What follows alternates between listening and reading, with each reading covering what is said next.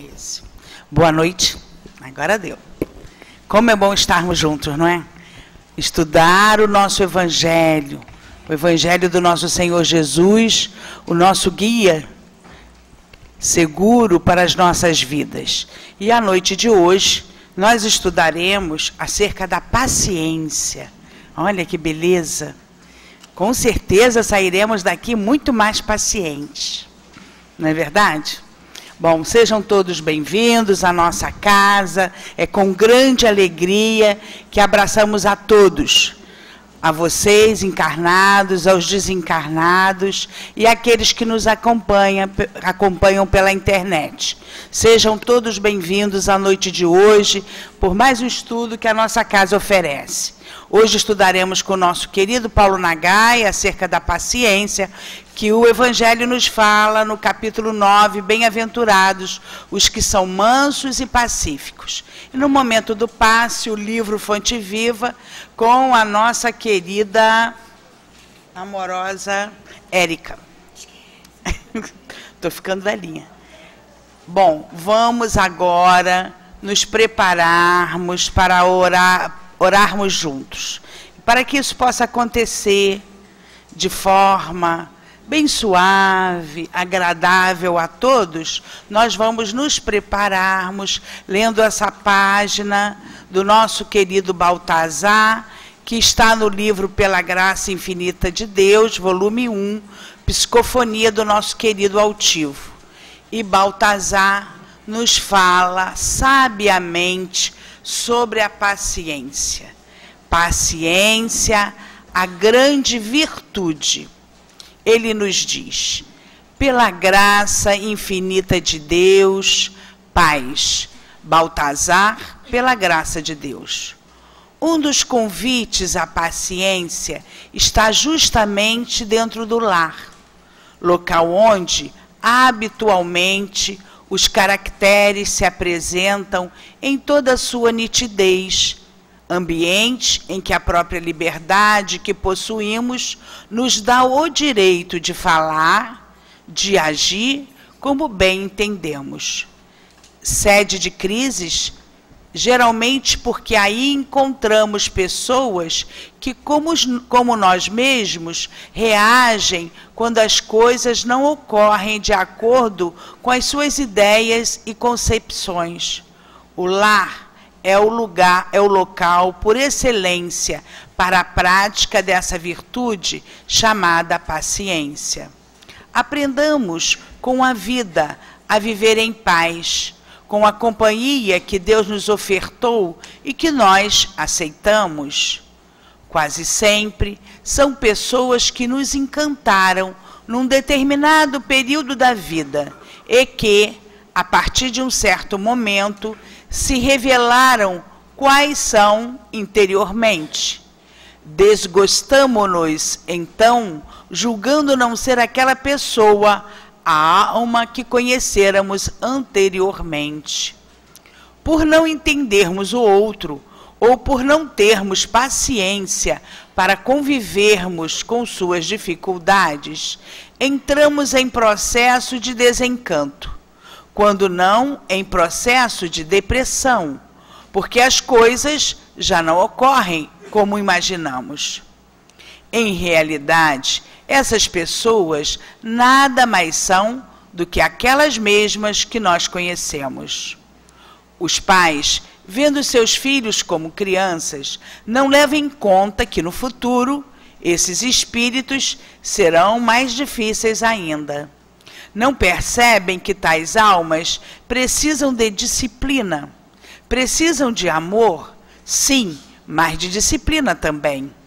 Deixam-nas livres, como quem deixa que se crie uma planta que não desejará ter em seu jardim no futuro. Quando o ser começa a se mostrar como espírito, eis que os pais se queixam de abandono, de flagício e às vezes até mesmo se queixam de Deus. Mas não viram que essa alma era difícil desde o início? Por que esperar alguma coisa que ela não pode dar? Finalmente, temos a impaciência com nós mesmos.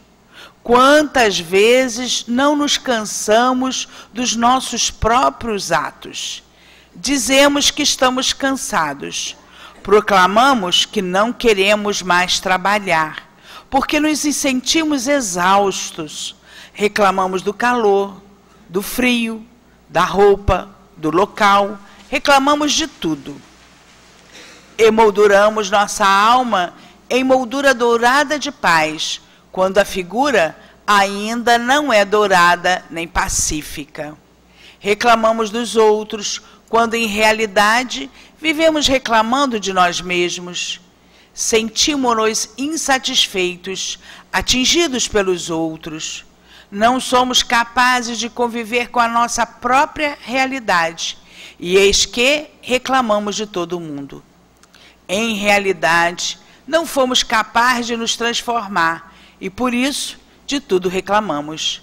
Se nos olharmos no espelho, iremos ver que também nós precisamos disciplinar nosso coração, nosso espírito, aprimorar nossos valores, conviver com a nossa realidade.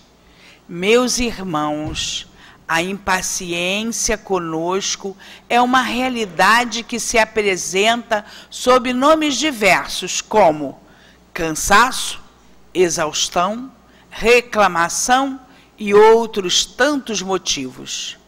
Irmão, busquemos Jesus para combater a impaciência. Que Deus, bondade e amor eterno nos sustente, agora e sempre, graças a Deus, Baltazar, pela graça infinita de Deus. Então agora nós convidamos todos vocês para juntos elevarmos os nossos pensamentos e sentimentos e falarmos com o nosso grande amigo. Senhor Jesus, Mestre querido, Tu que nos conheces muito mais do que nós mesmos, ah, Senhor, nessa noite tão gostosa, viemos Te pedir, Senhor, ampara os nossos espíritos, acalenta as nossas almas, consola, Senhor, cada um de nós que viemos buscar, através do Teu Evangelho de amor, a paciência para conosco mesmo e para a convivência com os nossos irmãos que convivem conosco. Auxilia-nos, Senhor, nesta noite, abençoando os nossos irmãos que farão uso da palavra, o nosso querido Paulo e a nossa querida Érica.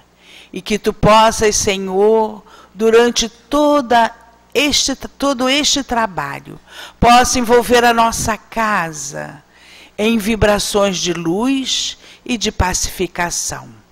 Abençoa, Senhor, os nossos irmãos queridos, desencarnados que aqui já estão. Abençoa, Senhor, os nossos irmãos que estão ligados pela internet ou pelo rádio.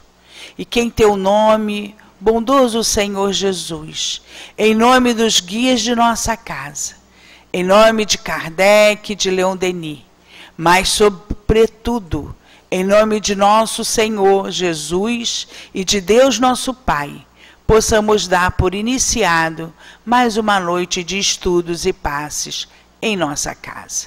Graças a Deus, graças a Jesus. Agora, meus irmãos, vamos ler o capítulo que estudaremos na noite de hoje, que é o capítulo 9, Bem-aventurados os que são mansos e pacíficos. Item 7, a paciência. A dor é uma bênção que Deus envia a seus eleitos. Portanto, não vos aflijais quando sofrerdes. Ao contrário, bendizei a Deus Todo-Poderoso, que vos marcou pela dor aqui neste mundo para a glória no céu. Sede pacientes. A paciência também é uma caridade, e deveis praticar a lei de caridade ensinada pelo Cristo, enviado por Deus. A caridade, que consiste na esmola dada aos pobres, é a mais fácil de todas. Existe, porém, uma muito mais penosa e bem mais meritória. É a de perdoar aqueles que Deus colocou no nosso caminho, para serem os instrumentos de nosso sofrimento e submeterem à prova a nossa paciência. A vida é difícil, eu sei. Ela se compõe de 1000 insignificâncias, que são como picadas de alfinetes que acabam nos ferindo. É preciso, no entanto, olhar os deveres que nos são impostos e, por outro lado, as compensações e consolações que recebemos. Então, constataremos que as bênçãos são muito mais numerosas do que as dores. O fardo que carregamos parece menos pesado quando olhamos para o alto do que quando curvamos a cabeça para a terra. Coragem, amigos! O Cristo é vosso modelo. Ele sofreu mais do que qualquer um de vós e nada fez que pudesse ser reprovado, enquanto que tendes que espiar o vosso passado e vos fortificar para o futuro. Portanto, sede pacientes, sede cristãos, essa palavra resume tudo. Um Espírito Amigo, Harvard, 1862. E agora, meus queridos, passamos a palavra ao nosso amigo Paulo Nagai. Que tenhamos uma ótima noite de estudos. Muita paz.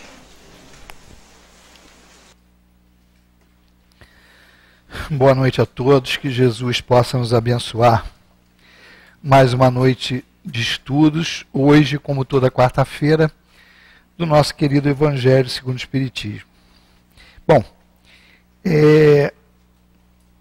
o assunto de hoje, a paciência, nessa mensagem de um espírito amigo, ele se intitulou assim simplesmente, tem vários enfoques interessantes aqui, tanto no texto do Espírito, quanto na página que foi escrita pelo nosso querido Espírito Baltazar, um dos dirigentes da nossa casa.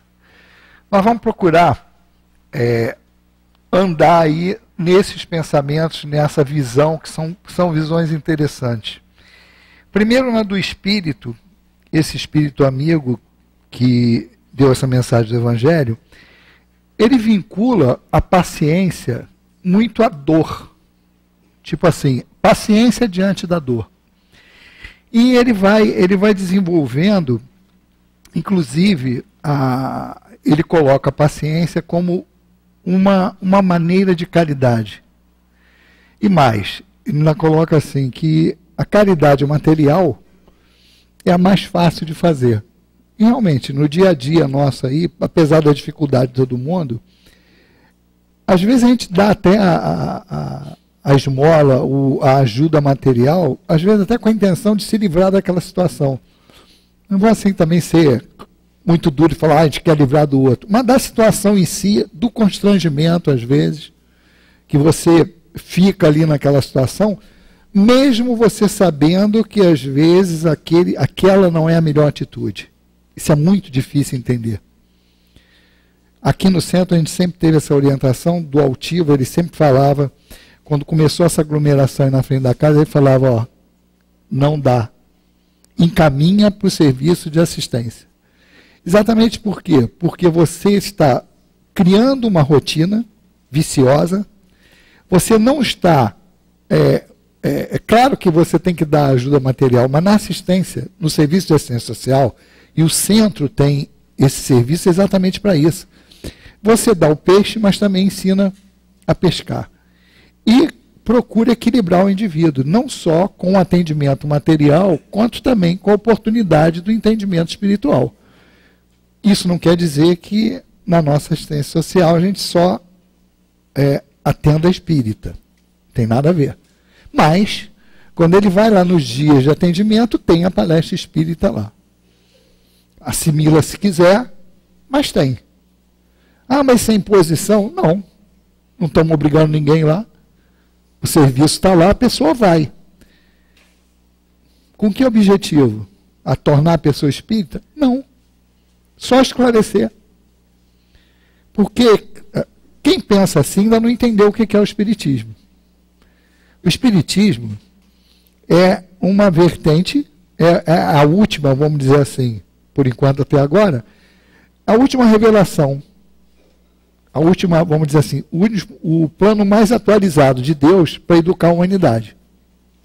Nós tivemos Moisés, Jesus, com duas revelações assim personalizadas, baseadas em cima de um indivíduo principal, claro que teve a ajuda de outros, mas vinculado àquele indivíduo, e depois uma invasão comandada pelo próprio Jesus, abaixo de Deus, claro, mas o governador da terra, com essa responsabilidade de trazer a terceira revelação, que não seria vinculada a nenhuma individualidade, e sim o conhecimento geral que está aí. Mas com o objetivo de quê? De educar a alma. Esse é o objetivo. Não é de fazer proselitismo. O espiritismo não tem como objetivo convencer ninguém a ser espírita, mas tem como obrigação esclarecer sobre a lei de Deus. É isso que se faz. Então veio aqui, ninguém é obrigado a tomar passe. Mas veio na casa espírita, a rotina é o passe. Tem a palestra e tem o passe. Até às vezes, se a pessoa não quiser tomar passe e ela falar, não vai tomar. Mas assim, faz parte do menu. Tem o cardápio, e o cardápio é esse, é servido. Aproveita quem quiser. Então esse é o grande objetivo. Então a doutrina espírita, ela esclarece diante dessas coisas todas. Quando se fala a dor, relaciona a dor com a paciência, se fala assim, é ter resignação. A caridade maior, e ele coloca a paciência como uma espécie de caridade, porque ele fala assim, ter paciência com aqueles que são colocados na nossa vida e que nos impõem empecilhos, dores, perturbações. Então, de uma maneira geral, é ser paciente com os obstáculos que a vida nos impõe. Aí entra a doutrina espírita com uma abrangência muito grande no que diz respeito ao entendimento da dor. Não é que espírita goste de sofrer. E sofrer não é o caminho para o progresso. Mas faz parte. Entender a dor já diminui muito o efeito dela. Então, esse tipo de enfoque que o espírito dá aqui é muito interessante. E vamos dar uma misturada com o enfoque que Baltazar dá. Baltazar não só chama paciência de virtude, como ele fala assim, a grande virtude. É como se ela estivesse por trás de todas as outras virtudes. E realmente, se você for pensar, a paciência, se a gente for ver, ela tem vários aspectos. Ter paciência de esperar, ter a paciência com a ignorância do outro, ter paciência com a agressividade do outro, com a limitação em geral do outro. Só que a doutrina espírita, ela coloca para a gente no Livro dos Espíritos, em termos de relação, eu indivíduo, nós indivíduos, nós temos 3 níveis de relação. Com o próximo, que é um embate do dia a dia. Consigo mesmo, que é a gente encarar quem nós somos mesmos. Mas, acima de tudo, com Deus. E aí, com Deus, está exposto mais à lei. Com a lei de Deus. Mas esses são 3 níveis. Com o próximo, comigo mesmo e com Deus. Então vamos enfocar, e eles enfocam aqui, em 2 níveis explícitos. Com o próximo e consigo mesmo, que é quando ele encerra a palavra dele, Baltazar, falando que nós temos que ter paciência conosco mesmo. Então vamos começar com o mais fácil da gente identificar o empecilho, que é o relacionamento com o próximo. E ele coloca aqui, num local que é mais, vamos dizer assim, difícil de se entender o problema, mas é onde ocorre a maioria dos problemas, e é exatamente no núcleo familiar. E para entender isso, como é que você vai se entender? Mas em casa, é onde estão meus maiores problemas, tem dois motivos aí bem claros. Primeiro, que o lar, ele é a célula primária da educação da alma. Porque é ali no lar que se reúnem espíritos que tiveram convivências anteriores e, por consequência, adquiriram, vamos dizer assim, compromissos uns com os outros. E aí tem a ver com a programação reencarnatória. Então, já começa a ver no lar, que é aonde eu vou me educar, e educar também, porque aí a gente está nos dois papéis. Nós temos ali reunidos espíritos que tiveram convivências íntimas com altos e baixos, criando compromissos, e que a gente vem tentando harmonizar durante as reencarnações. Tudo isso vai atender um plano, e é muito bom entender isso pelo seguinte: ninguém caiu de paraquedas na casa de ninguém.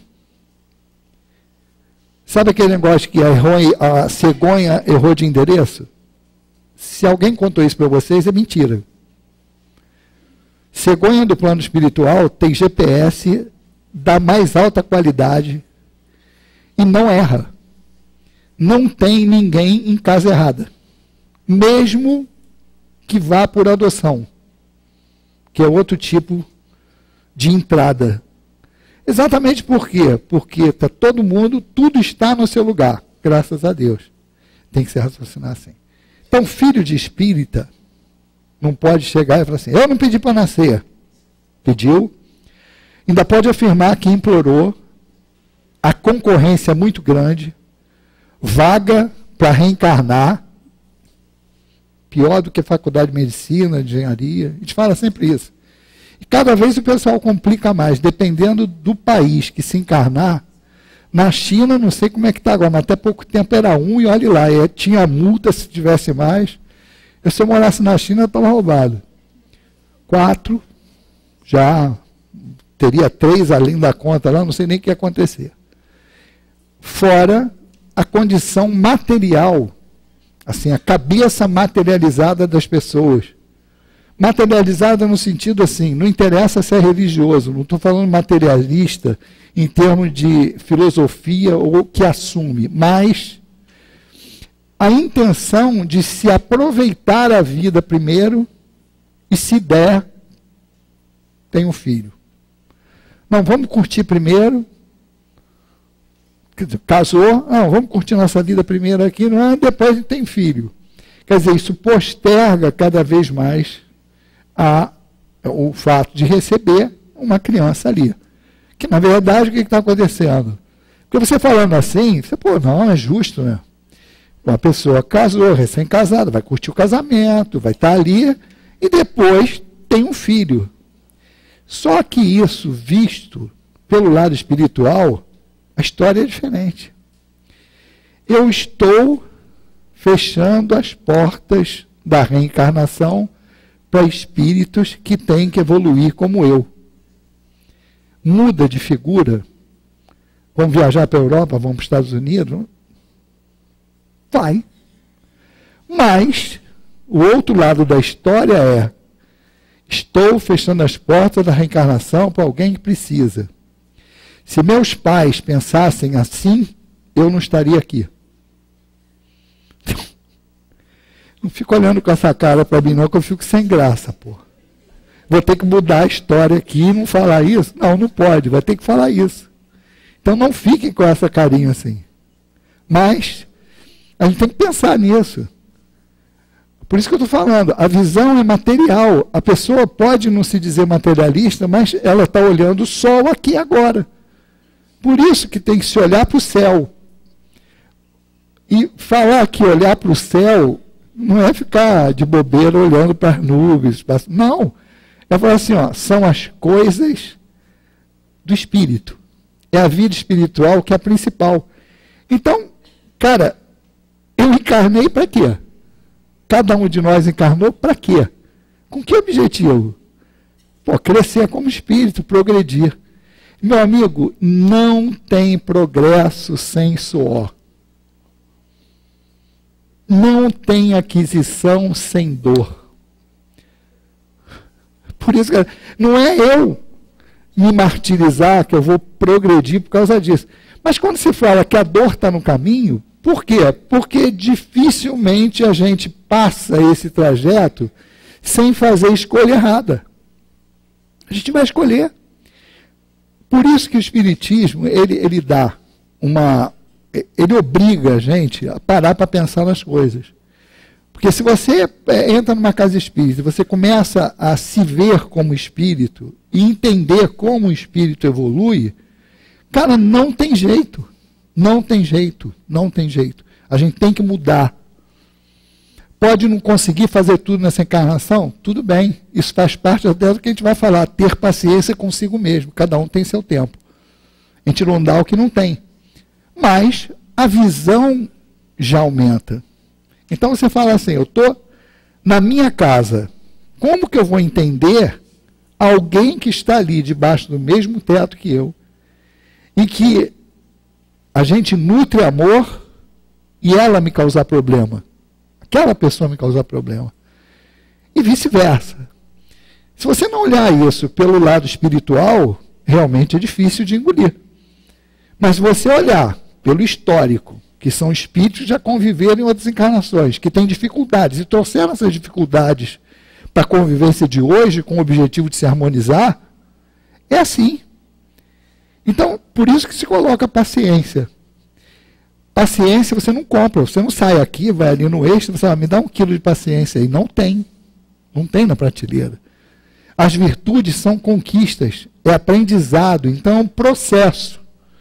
O processo de aprendizado, ele é planejado pelas reencarnações, e que nós somos colocados em situações onde nós vamos ou aprender, que são as provas, ou aprender expurgando, ou seja, nos desfazendo das marcas perispirituais que travaram o nosso espírito, que são as expiações, onde você aprende, mas você também devolve para a lei os débitos, você quita os débitos porque você já aprendeu. Então, você está ali numa demonstração de que ultrapassou determinadas coisas. Por isso que no final da página, quando ele bota Jesus, Baltazar bota Jesus como modelo, e fala assim, ao invés de você ficar chiando do teu sofrimento, o nosso modelo é Jesus. Ele sofreu aqui na Terra sem ter o que expiar. Ou seja, sem ter culpa no cartório. E fala para a gente assim, vocês estão sofrendo, isso é Baltazar que está falando para a gente, vocês estão sofrendo, mas vocês têm que expiar. Vocês têm débito. Então, nós estamos vindo para esse tipo de sofrimento, aí, entre aspas, ou encarar esse tipo de dor, mas porque nós puxamos o cordão da lei de ação e reação. Então, meu amigo, eu fiz algo e a lei vai responder. Não tem ninguém lá, vou castigar o Paulo. Não, não é assim. O Paulo que fez besteira, fez uma escolha errada, e aquilo ali provocou, até de uma maneira científica, porque é lei de causa e efeito. Cada ação tem uma reação em sentido contrário. E de mesma intensidade. É a mesma lei da física é aplicada na lei moral. É claro que essa interpretação não pode ser uma interpretação pão, queijo, tipo ali, olho por olho, dente por dente, eu fiz contigo, você vai fazer comigo. Não. Quando a gente erra, a gente deve à lei. O débito não vai para a conta dela, que eu fiz o mal a ela. Vai para a conta divina. Então, o meu acerto de contas é com a lei. Esse é o principal argumento que a gente usa numa sessão de desobsessão, que é atendimento a desencarnado. Não, ele não deve a você. Ele deve à lei. Porque se fosse débito individual, meu amigo, isso não acabava nunca. Porque eu faço com ela, mas ela vai fazer comigo, e aí um encarna ou desencarna, e vai fazendo assim e não acaba nunca. Então, uma hora tem que parar. E quem que tem que parar? Quem entendeu primeiro. Então, esse entendimento da lei. Então, hoje, a quarta-feira, aqui na nossa casa, como tem os passes, o atendimento, que muitos dos nossos familiares estão aqui em cima recebendo o atendimento do passe, é muito propício esse entendimento, porque as pessoas que estão tomando passe estão com algum tipo de dor, ou física, ou moral, ou ambas. Então, o entendimento, quando se fala da paciência, e a gente vai já jogando algumas coisas, quando você fala assim, paciência no relacionamento com Deus, é exatamente ter paciência com a lei. Porque, invariavelmente, em qualquer tipo desse relacionamento, seja com o outro, comigo mesmo ou com Deus, eu quero as coisas ao meu tempo. Eu sou imediatista. Eu quero o resultado agora. Então, tudo que eu me proponho a fazer, se não sair agora, no tempo que eu quero, eu começo, eu ia falar revoltado, mas revoltado já é o final do negócio. Eu começo a chiar, a reclamar, que é o que ele fala aqui, a falta de paciência contigo, é você reclamar de tudo. O cara reclama que faz sol, reclama quando chove, reclama tudo. Não, o cara quer reclamar. Ele quer sair jogando para fora aí todas as inconformidades dele. Então, no caso, quando eu percebo isso, que não chegou no momento que eu quero, eu começo a reclamar, começo a chiar, até chegar ao limite, que é a revolta, e começo a blasfemar. Começa a criar problema com Deus. Quando a gente tem que pensar o seguinte: primeiro, se a dor ela faz parte de um processo educativo, não é o doer pelo doer. Tanto que todos os processos, tanto de dor física quanto de dor moral, a dor não continua se você não aprender, se você já aprendeu. Isso aí é informação dos espíritos, e a nossa constatação tem que ir por aí, senão a lei seria injusta, seria vingativa, seria de punição, seria uma lei punitiva e não educativa. Porque a dor persiste até que o processo de educação se complete. Aí você vai falar assim, bom, nós somos espíritas, estamos aqui numa casa espírita, nos propusemos a trabalhar em qualquer coisa que tenha possibilidade, mas continuo sofrendo. Espera aí.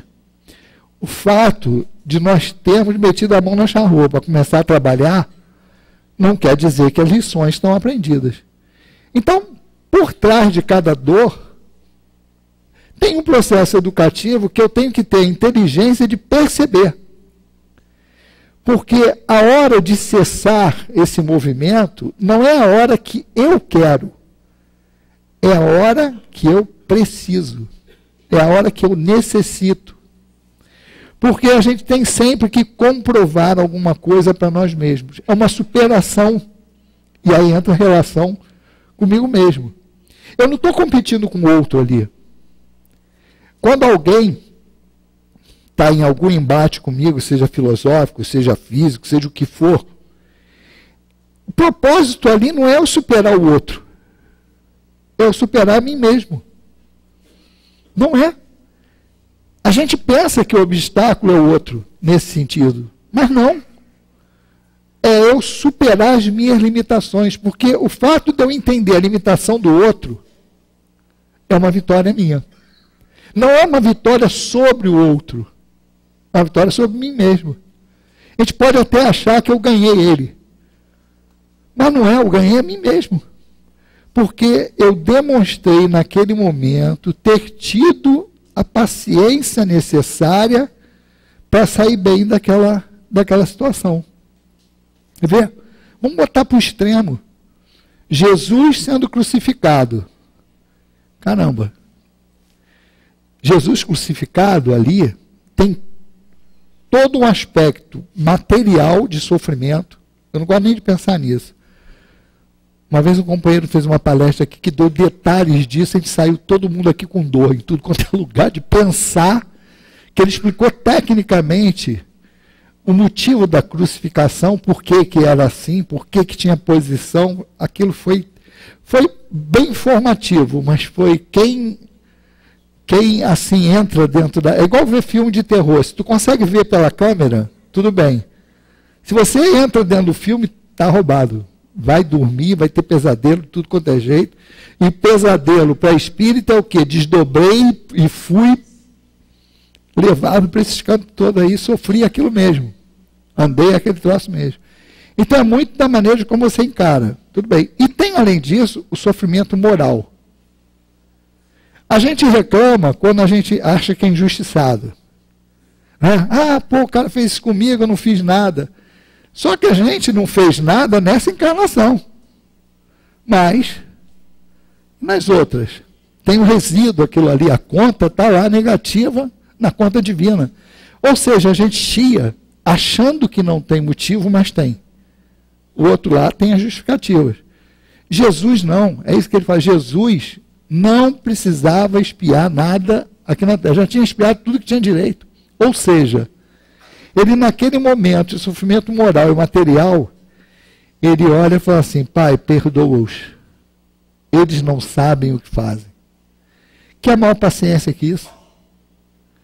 Paciência, tipo assim, caramba, os caras estão engateando ainda como espírito. Um dia eles vão chegar lá. Esse entendimento, essa postura, e aí é um negócio que a gente tem que jogar a mão para o alto e agradecer. Esse tipo de postura só é possível quando você entende a lei. Para pensar nisso e vamos ver. Será que eu conseguiria? Isso vamos botar, claro, Jesus, um espírito responsável por planetas, governador do nosso planeta. Quer dizer, um espírito perfeito, espírito puro.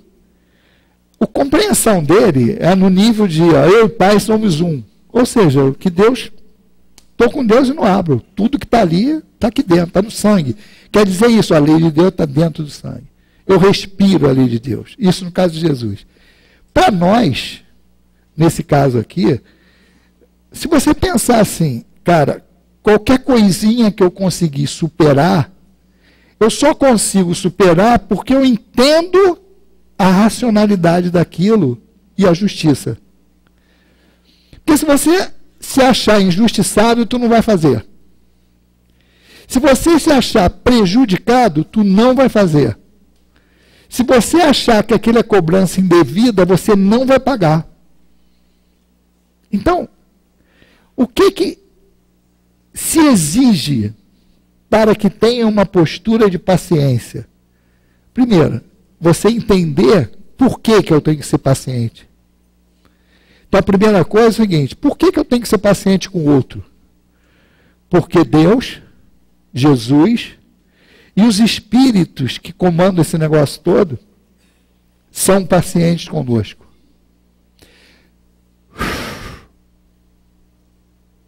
Se a gente falar assim, de Jesus, essa palavra de Jesus, perdoa-os e não sabem o que fazem, já vimos nesse nível como é que é. Vamos baixar a bola e vir para cá. Esses espíritos, como Baltazar, como Dr. Erma, como Inácio Bittencourt, como outros, vários outros que trabalham na casa e são responsáveis por conduzir essa casa, a paciência que eles têm com a gente. Paciência e caridade. E olha só, quem somos nós? Aí eu estou falando nós, quem fica de frente para ir e o pessoal que está de crachá, de médio. Será que nós somos dignos de trabalharmos para Jesus? Se fosse fazer seleção, perfil do cara para trabalhar, se fosse isso, não ia ter trabalhador. Os espíritos trabalham conosco apesar de. É isso. O médium, primeira coisa que tem que aprender é: eu sou o intermediário desses trabalhos. Estou aqui pela misericórdia divina para ter uma oportunidade de aprender mais rápido. Se pensar isso, dificilmente cai do cavalo, dificilmente escorrega em casca de banana. Agora, Se entrar nesse tipo de trabalho, achando que está aqui para salvar o mundo, que é o rei da cocada preta, e que sem ele o mundo não vive, ou o centro não vive, está a 2 passos do inferno. Pensaram que eu ia falar do paraíso? 2 passos do paraíso é na música. Nesse caso, esse é 2 passos do inferno. Do inferno astral mesmo. Por quê? Porque quem pensa assim está totalmente deslocado do objetivo, e no caso do exemplo que a gente está dando, da mediunidade. E quem está de frente para cá olhando, mete isso na cabeça, não tem santo aqui. Não coloquem a fé de vocês em cima de nenhum de nós, porque todos nós somos falíveis. Desenvolvam amor pela casa, mas acima da casa também, Jesus e Deus. Não se prenda a nenhuma individualidade, nem pessoa jurídica, porque a casa um dia pode cair. E quando cair, cai por conta daqueles que a compõem. Ou seja, está baseado em pessoa física. O que nunca vai cair, que nunca vai te decepcionar, é a doutrina espírita. Porque ela está aberta para você entender, folhear a hora que quiser. Por isso que ele fala assim, ó, o Consolador prometido vai estar contigo a hora que você quiser. Não depende de ninguém. É claro que o que a gente faz aqui, nós temos a oportunidade maior do que a de vocês, porque a gente vai lá, entende aquilo ali, mastiga, para tentar trocar uma ideia. Então, esse papel de facilitador, ajudado ainda pela espiritualidade, ela vai dar para a gente uma oportunidade muito maior do que vocês têm escutando.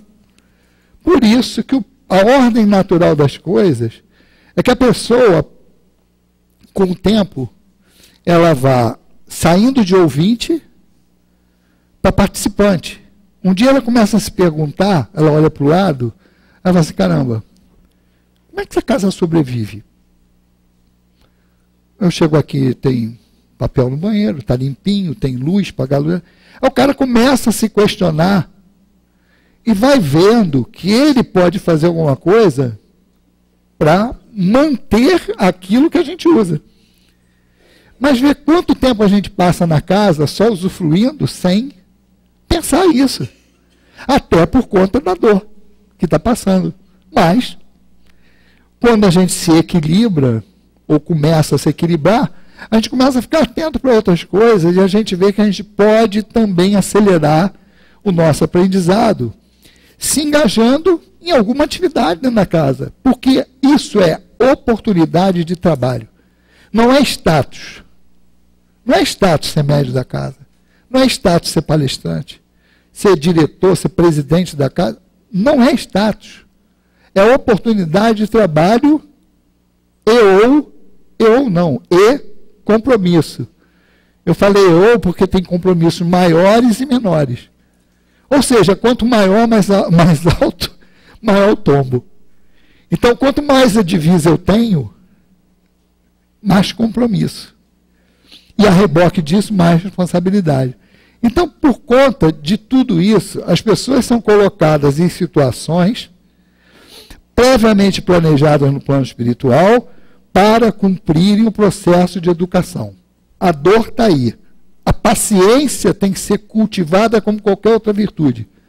Talvez a paciência mais ainda, e por isso Baltazar a chama de a grande virtude, porque ela está por trás da aquisição de todas as outras. Porque se você não tiver paciência, você não vai adquirir nenhuma delas. Talvez eu colocaria uma outra aí. Disciplina. Porque se poderia botar sem disciplina e paciência, você não sai nem do banheiro. Não consegue nem tomar banho. Quer dizer, nem entra. Tem que ter paciência e disciplina. E é uma coisa interessante que no próprio desenvolvimento aqui da página de Baltazar, quando ele leva a paciência diante da dor, diante dos obstáculos, para dentro do lar, ele coloca o relacionamento com os filhos. E aí, é um assunto que, quando tem, eu gosto sempre de colocar realmente, porque é algo que a gente tem que prestar muita atenção. Os pais. A gente já falou que o lar é o núcleo primeiro da educação da humanidade. Então você tem ali espíritos que têm compromisso entre si. Quando eu estou no papel de pai ou mãe, então vamos chamar pais. Pais, pai e mãe. Eu tenho uma responsabilidade em que eu, antes de encarnar, por exemplo, a Érica aqui, chegou, vamos supor que eu e Valéria, marido e mulher, Érica veio como nossa filha. Como que aconteceu isso no plano espiritual? Por conta de algum tipo de ligação entre nós, foi feita uma combinação. Olha, vocês me recebem como filha? Recebemos. Pode ter até negociação, a gente não vai exemplificar aqui, porque a gente está falando uma coisa teórica. Quer ver algo concreto? Narrativa de André Luiz, reencarnação de Sigismundo, Missionários da Luz. Descrito lá a condição que teve os espíritos antes, depois como foi o processo para reencarnar, a valorização disso, inclusive, como é importante, porque não é encarna. Não, tem todo um processo. Nós já fizemos até um encontro aqui no Medicina Espiritual, no Atualidades, a complexidade da reencarnação. Porque é muito planejamento, são muitas coisas, muita costura que tem que ser feita para que haja uma reencarnação. Então, esse processo aqui, houve uma combinação, uma responsabilidade. Então, o espírito, quando encarna, ele vai na confiança de que os pais o vão sustentar. Aí a gente vai pensar assim, eu vou dar um exemplo que Inácio Bittencourt falou para a gente, quando na época estava se desenvolvendo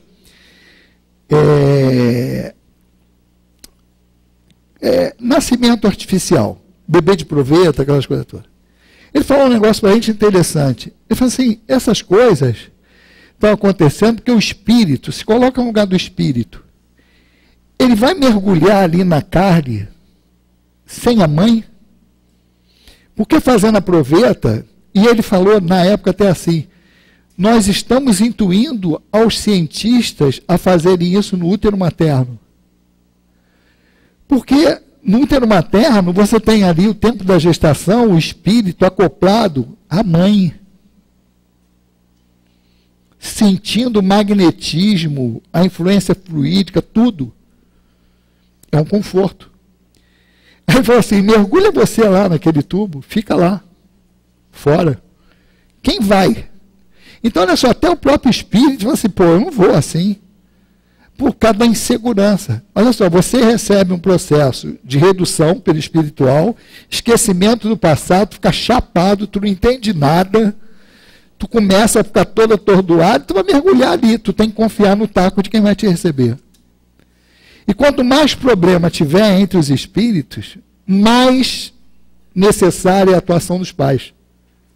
Então tu imagina, vamos supor que eu recebo esse espírito, nós recebemos esse espírito aqui com um problema tremendo. Aí a minha postura é o quê? Olhar, se eu estiver olhando ela como uma criança, vai ser tudo uma maravilha. Vai ficar rindo, primeiro que nasce a gente, bebê mais bonito do mundo. Todo mundo fala isso, mas é difícil o bebê que nasce bonito. Cá para nós, isso aí, pô, o cara sai amassado, imprensado lá, sai todo torto, todo encebado, aí o cara fala, lindo, aos olhos dos pais, dos avós, mas que não é, não é. Isso é, pô, isso aí, mas aí é licença poética, vamos dizer assim. Mas não é uma realidade. Aí você vê, se a gente estiver olhando aquilo como uma criança, a gente vai achar tudo bonitinho, tudo engraçado, mas se estiver olhando como espírito, meu amigo, a partir do momento que nasceu, eu tenho que começar a observar as tendências. É isso. Eu não posso olhar como uma criança, ele está falando isso aqui, eu não posso olhar como criança. Não leve em conta que no futuro esses espíritos serão mais difíceis ainda. A lei, por isso que a gente fala sempre que pode nisso. Meu amigo, a lei de Deus é perfeita. E cria um negócio chamado esquecimento do passado, que é para a gente não lembrar de nada. Para chegar essa mente aqui, com todos os problemas que ela teve com a gente na encarnação passada, ela chegar limpinha aqui, zerada. Para quê? Para papai e mamãe novo, incutir novos caracteres nessa mente, novos hábitos. É isso que Kardec fala. A salvação é a educação. Não é educação de banco de escola. É necessário? É, mas não é essa que vai salvar. Porque até pelo contrário, desonesto com mais instrução rouba mais a gente. Então eu preferia que o ladrão fosse burro, porque roubaria menos. Então não é a que vai mudar, não é a que dá diploma. É a educação moral. Kardec fala lá, é a arte de criar novos caracteres, criar hábitos, valorizar o que tem que ser valorizado. E para isso tem que ter disciplina. Aí fica o pessoal cheio de nome-toques aí com disciplina. Ninguém está mais acostumado com disciplina. E disciplina é primordial. É primordial para qualquer coisa. Se você não tem disciplina, tu não vai adquirir mais nada, qualquer outra virtude, tu não vai ter. Não vai ter. Então, é por conta disso que ele fala, ó, eu tenho que aproveitar a primeira infância exatamente para quê? Quando tem o esquecimento do passado, o espírito ainda não está mais, assim, ele não toma conta do corpo dele, ele só vai conseguir se expressar claramente no corpo com 16, 17, 18, isso varia um pouco, aí ele vai ser ele mesmo. Aí ele bota para fora quem ele é, por isso que ele está falando. Se você não educa quando a água está mole, meu amigo, depois que endureceu o negócio, não vai dar, é mais difícil. Então não tem aquela, quando crescer ele vai escolher. Escolher o quê, se tu não deu referência nenhuma? Então, é isso, é observar essas tendências e começar a corrigir. Eu falo assim, tu não pode deixar crescer dentro de casa uma planta que tu não vai querer no jardim amanhã. Aí depois, amigo, não adianta. Depois vai adiantar muito pouco. A gente não pode dizer que pau que nasce torto, morre torto. Mas se você não endireitar o pau na primeira infância, meu amigo, depois tu vai ter que fazer uma força desgraçada e o movimento dele vai ser pouco. É inversamente proporcional. Quanto mais o tempo passa, mais difícil é para você mudar aquilo ali. Porque tu está indo contra a natureza, contra a lei de Deus. Então, entendendo a lei de Deus é isso. E uma outra coisa importante que a gente fala em relação ao relacionamento com Deus, porque você entender o outro é obrigação, porque eu tenho que entender a mim mesmo também. Eu só não tenho paciência com o outro se eu me enxergar melhor do que o outro. Vamos parar para pensar isso também. Eu só critico o outro quando eu acho que eu sou melhor do que ele naquilo que eu estou criticando. Só que nós não somos homogêneos. Nós somos espírito, é assim, ó, cheio de virtudes e vícios. Não existe algo único. Eu tenho várias coisas que eu tenho que atingir. Então, meu amigo, eu posso ser bom numa coisa e ruim noutra. Então, se eu olhar assim, e outra coisa, eu olho para o outro, eu vejo o outro na condição que ele está hoje e me vejo hoje aqui. Caramba! Ele pode estar fazendo a maior besteira do mundo ali. Eu tenho que ter a consciência que eu já fiz aquilo ou pior. Porque eu sou espírito que estou vindo aí, ó, zerado, criado simples e ignorante, fazendo um monte de besteira até acertar. Então não vale fotografar agora, eu estou assim, você está assado, sou melhor do que você. Não. E incrível isso. Isso é um peso tão grande que o espírito desencarnado, ele expressa isso, esse desconforto, porque chega num atendimento a desencarnado numa casa equilibrada como essa, e que ele percebe luz, ele fica com vergonha. Aí a gente tem que ser realista o suficiente para chegar para ele, ó, essa luz não é nossa, é dos espíritos. Aqui não tem ninguém melhor do que você. E tem que falar isso com sinceridade, sabendo que realmente é isso. Porque se falar sem tiver sentido, está roubado. Porque o espírito vê logo que tu está jogando conversa fora. Mas A gente tem que entender isso por quê? Porque é assim. Nós estamos. Nós não somos ainda, nós estamos. Então hoje eu estou assim, mas o que eu já fiz? Cara, eu já matei, já fiz tudo que eu critico hoje no outro, eu já fiz. E se bobear, ainda continua fazendo algumas coisas que a gente critica no outro, porque a gente é cara de pau para isso. Mas tem que entender isso. Então, o Espiritismo me obriga a entender isso. Ninguém é melhor do que ninguém.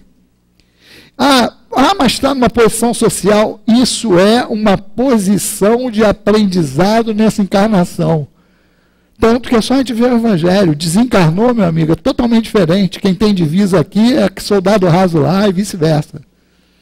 Por quê? Porque vale o comportamento do espírito. A posição aqui é papel que a gente interpreta.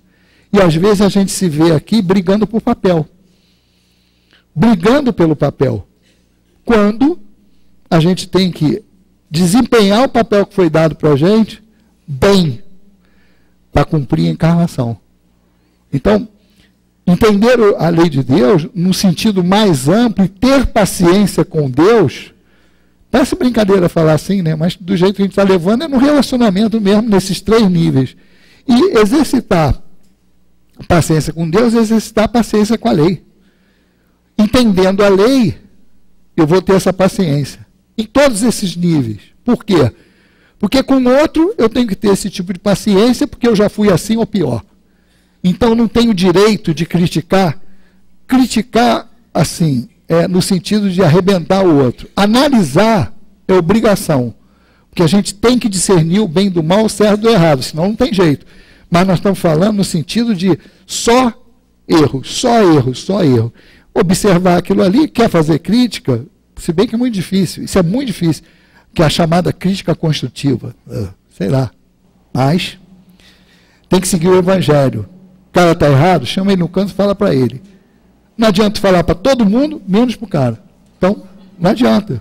Isso não é crítica, isso é fofoca, é querer menosprezar o outro. Mas nesse sentido, é o entendimento.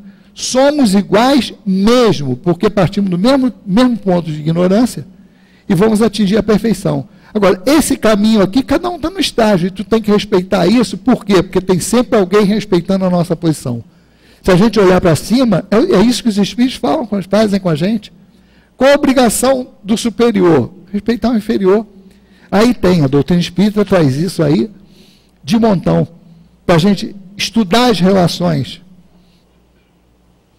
Quando eu estou numa posição subalterna ou quando eu estou numa posição de mando. É o papel que eu tenho que desempenhar e desempenhar de acordo com a lei.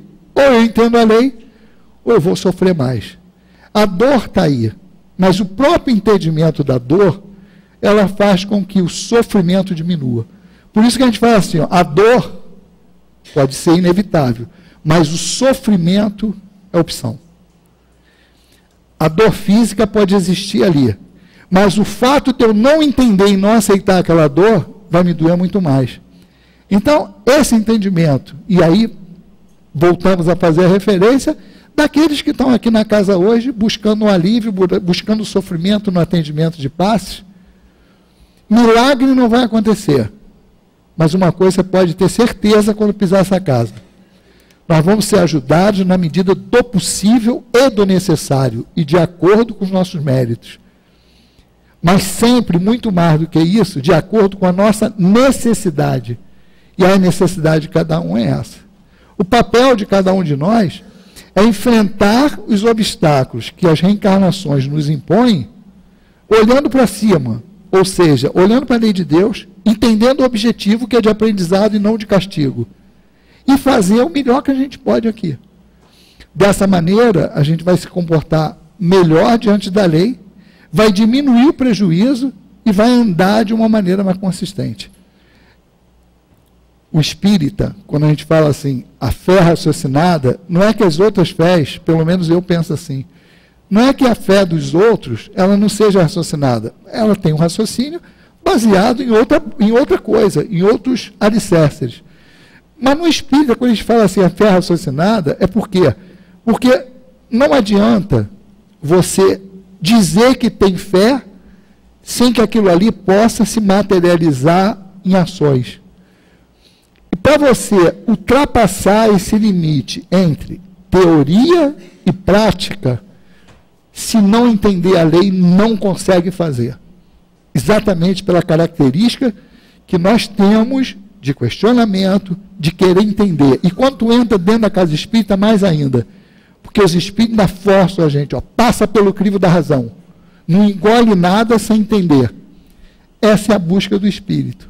Por isso que os espíritos, quando vão se elevando intelectualmente e moralmente, eles vão ficando isentos disso tudo e tem essa paciência demonstrada por Jesus quando fala para o Pai, perdoa, eles não sabem o que fazem.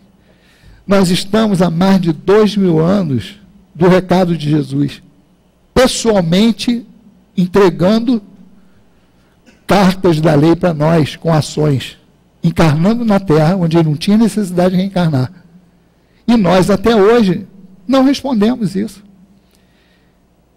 Apesar disso, a espiritualidade, Jesus, Deus, nenhum deles nos abandona. E só tem palavras de incentivo para todos nós. Que nós saibamos valorizar isso, valorizar a doutrina espírita, valorizar o que nós já sabemos e buscar o que ainda não sabemos com o objetivo de se melhorar. Que Jesus nos abençoe. Agradecemos ao nosso querido Paulo, né? E com certeza nós teremos bastante material para meditarmos em nossos lares. E agora nós passaremos à segunda parte, que é o momento dos passes, onde estaremos ouvindo o comentário do livro Fonte Viva.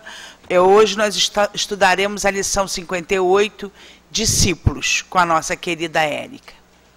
E qualquer que não levar a sua cruz e não vier após mim, não pode ser meu discípulo. Jesus está em Lucas. E nos diz Emmanuel: os círculos cristãos de todos os matizes permanecem repletos de estudantes que se classificam no discipulado de Jesus, com inexcedível entusiasmo verbal, como se a ligação legítima com o Mestre estivesse circunscrita a problema de palavras. Na realidade, porém, o Evangelho não deixa dúvida a esse respeito. A vida de cada criatura consciente é um conjunto de deveres para consigo mesmo, para com a família de corações que se agrupam em seus sentimentos e para com a humanidade inteira.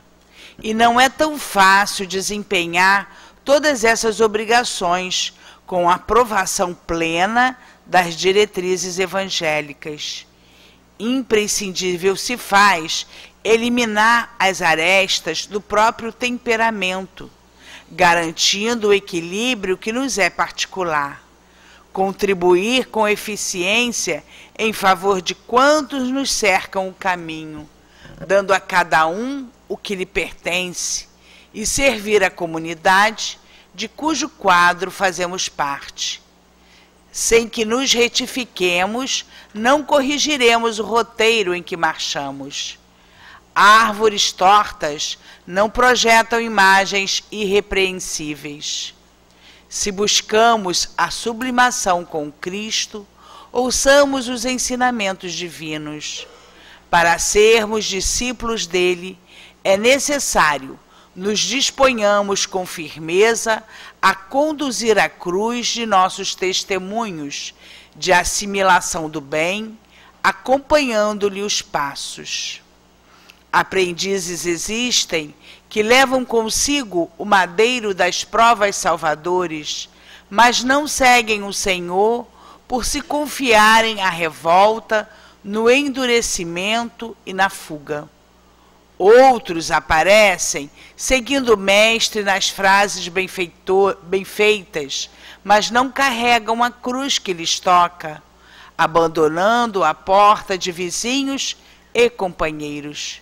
Dever e renovação, serviço e aprimoramento, ação e progresso, responsabilidade e crescimento espiritual, aceitação dos impositivos do bem e obediência aos padrões do Senhor. Somente depois de semelhantes aquisições é que atingiremos a verdadeira comunhão com o Divino Mestre. Agora então, meus irmãos, nós convidamos lentamente os nossos irmãos médios que se colocarão à frente de todos vocês. E é neste momento que convocamos a todos os que nos acompanham também pela internet, que possam também acalmarem seus sentimentos, elevarem seus pensamentos, refletindo em toda a mensagem que foi nos trazida pelo plano maior, a página que foi lida sobre a paciência, para que nesse momento possamos sentir, possamos perceber a espiritualidade amiga, trazendo até nós o remédio que necessitamos. A pacificação, as benesses de amor, de compaixão para com cada um de nós. Então, meus irmãos, que possamos dizer assim: Mestre querido, grande amigo de nossas almas, aqui estamos, Senhor, desejosos de aprender, mas também de recebermos as bênçãos que vêm do teu coração generoso. Abençoa, Senhor, este momento, o momento do passe. Abençoa os nossos irmãos, médios, e que em teu nome, Senhor Jesus, em nome dessa espiritualidade maior, mas sobretudo em nome de Deus, o nosso Pai, possamos dar por iniciado o momento do passe. Graças a Deus. Que o amor único de Deus inspire todas as almas para o bem. Que Jesus Cristo, nosso Mestre, nos ampare e sustente esse nosso momento do passe. Sejamos gratos pela oportunidade bendita e elevemos os nossos pensamentos e sentimentos para o alto, colaborando assim com a espiritualidade amiga. Meus queridos irmãos, somos todos discípulos do Cristo. Isso é inegável. Todos nós, espíritos imortais e filhos de Deus, precisamos nos unir e seguir o Evangelho do Senhor Jesus. E assim, lembremos o que Jesus nos disse: vós sois deuses, e todos vós filhos do Altíssimo. Todos nós, meus irmãos, possuímos a centelha divina. Precisamos sempre usar o que temos de melhor para ajudar o nosso próximo, o nosso irmão, e assim nos fazermos presentes na seara do nosso Senhor Jesus Cristo. Não temos o poder criador do nosso Pai, de Deus, mas Deus nos permite que trabalhemos sobre o que criou, promovendo desenvolvimentos e mudanças. Precisamos estudar, continuar se esforçando, todos nós, no estudo da doutrina espírita, mas precisamos praticar o que estudamos, colocar em prática tudo aquilo que o Evangelho, que a doutrina espírita traz para a gente. Ser discípulos do Cristo, meus irmãos, é fazer o bem, praticar o amor, praticar a caridade, é pôr em prática o Evangelho do Senhor Jesus, tudo aquilo que a gente aprende com esses espíritos, com esses benfeitores, tão amigos, fazer o bem sem olhar a quem. O próprio Evangelho nos ensina todas essas verdades. Todos nós temos deveres na atual reencarnação. Todos nós temos deveres com a nossa família, com amigos, deveres conosco mesmo, com a humanidade inteira, mas não podemos esquecer que somos irmãos em Cristo, filhos do mesmo Pai, Deus. Não é fácil lidar na Terra com as diretrizes do Cristo, pois ainda somos muito imperfeitos, mas temos sim condições de fazer o melhor, de ajudar, de movimentar o amor que existe dentro de todos nós. Temos a centelha divina de Deus, então precisamos ter boa vontade, disciplina, perseverança, paciência e muita fé. E se quisermos, com certeza venceremos e conseguiremos ajudar o trabalho dos bons espíritos, o trabalho do Senhor Jesus junto aqui na Terra. Para isso precisamos vencer as nossas más tendências, analisar o que precisamos ainda aperfeiçoar em nós, praticar a reforma íntima, verificar as nossas dificuldades internas e assim alcançar o nosso objetivo, tudo aquilo que a gente precisa melhorar. Precisamos também aparar as nossas arestas dos nossos temperamentos, que muitas das vezes são dificuldades em nossa caminhada terrena. E precisamos cuidar do nosso equilíbrio emocional e espiritual, com boas leituras, preces, pensamentos elevados, praticando a caridade. Assim, ajudando a todos aqueles que chegam até nós, pois sabemos que nada é por acaso, dando sempre o nosso melhor em favor do próximo, possuir o olhar compassivo perante as dificuldades alheias e ter sempre o olhar que acolhe a todos que aparecem nas nossas vidas. Todos estão passando por batalhas em suas vidas, assim é essencial abrirmos a nossa percepção espiritual. Não iremos progredir sem que melhoremos as nossas dificuldades interiores. Que assim seja, meu irmão. Muita paz. E assim, meus irmãos, estejamos atentos para ouvirmos a palavra do plano espiritual, que possamos vibrar pelo nosso irmão médium. Prezados irmãos, que Jesus Cristo abençoe sempre nossos corações.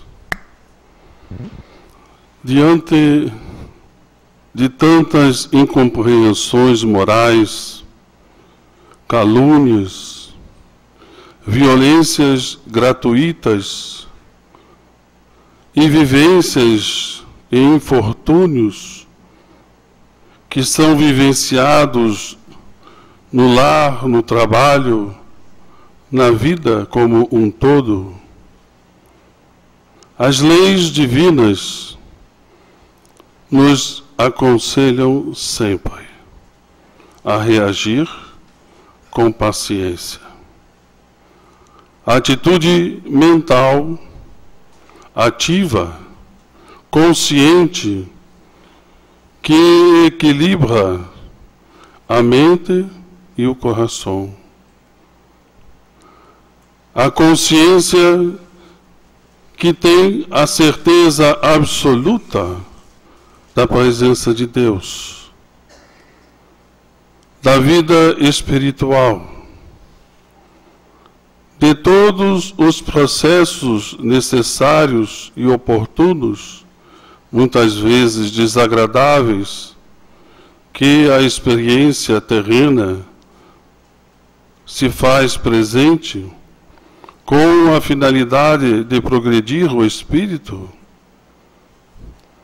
e na busca do equilíbrio emocional com a qual a resposta que o coração precisa dar para poder sentir-se aliviado, forte e muitas vezes protegido pelas benesses divinas. Temos a companhia da paciência, que nos traz sempre um ponto de equilíbrio e questionamentos necessários para poder fazer com que a atitude mental e emocional estejam em sintonia com as leis divinas. Todo cristão, todo espírita é convocado sempre a ter paciência. É uma das virtudes que mais precisa ser exercitada na vida terrena. A paciência para consigo próprio, dos erros constantes, também é uma possibilidade pela qual as leis divinas contam com o espírito que reencarna. Mas esta paciência não quer dizer indiferença, não quer dizer acomodação, não quer dizer simplesmente revolta. É uma atitude consciente de que precisa mudar, de que precisa conquistar novos valores e caminhar junto com a lei divina, dando a melhor resposta que irá obedecer justamente às suas necessidades reencarnatórias. Aquele que toma atitude pensando no que os outros irão dizer, aquele que reage diante das atitudes que muitas vezes contrárias se esconde, muitas vezes está apenas se desculpando para si próprio ou valorizando para os olhos dos outros o que de fato, verdadeiramente não reconhece em si próprio. Cada um, portanto, diante dos estudos que realiza, diante dos conceitos e lições do Evangelho, deverá refletir e meditar dia a dia e orar de maneira consciente, a pedir a Deus e a Jesus e aos guias espirituais a força necessária para vencer as suas limitações e dificuldades que apenas atrasam o seu progresso e oferecer o estímulo necessário, mesmo diante da dor e sofrimento, a força necessária para chegar mais perto de uma atitude mental de paciência, que venha a ser a confiança em Deus, nos desígnios do Pai e em todo o planejamento espiritual para o seu progresso.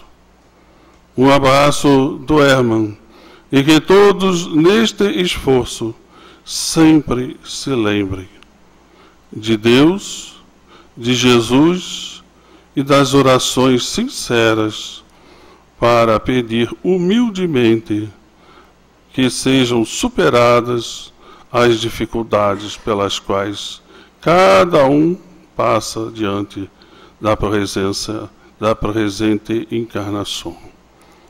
Muita paz. Então, meus irmãos, só nos resta agradecer.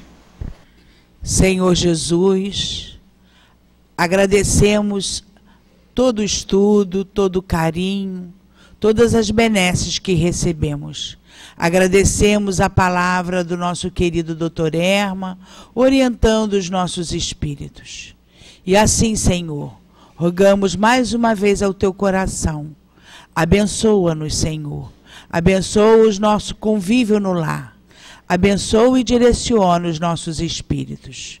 E em teu nome, em nome dos guias de nossa casa, em nome de Leon Denis, de Kardec, mas sobretudo em nome de Deus nosso Pai, damos por encerrado mais uma reunião de estudo do Evangelho em nossa casa. Graças a Deus, sigamos em paz. Que o Senhor Jesus nos abençoe.